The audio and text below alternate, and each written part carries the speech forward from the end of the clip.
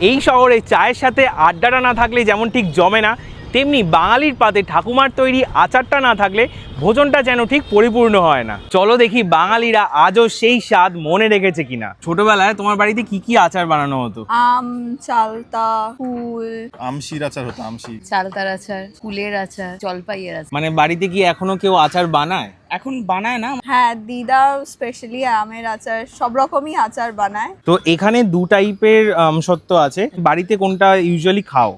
ওকে, এবার এইটা টেস্ট করে দেখো। কিন্তু তো ইউজুয়ালি যেটা বাজারে আমরা আর কি টেস্ট দুটোর মধ্যে কোনটা বেশি ভালো দেখো, লাগলো? এটা তো বাড়িতে তৈরি করা একদম। আমি বাড়িতে নিজেও এরকম বানিয়েছি। এটা আমের পাল্পটাকে আর কি নিয়ে বাড়িতে রোদে শুকিয়ে এটাকে বানানো হয়।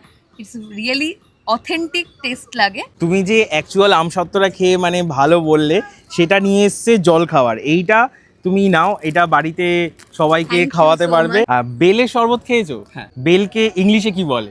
Would apple. Oh wow, that's a correct answer. তো এটা তোমার জন্য।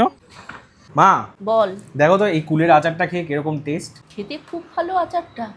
মনে হচ্ছে ছোটবেলায় ঠাকুমা যেরকম আচার বানাতো সেই স্বাদটাই পেলাম রে। তোমরাও যদি ছোটবেলায় ফিরে মা ঠাকুমাদের বানানো আচারের স্বাদ নিতে চাও, তাহলে জলখাবার কিন্তু এখন অ্যাভেলেবেল রয়েছে জেপ্টো, সুইগি, ইনস্টামার্ট, ব্লিঙ্কিট সব জায়গায়। তাহলে দেরি কিসের, এখনই অর্ডার করে ফেলো।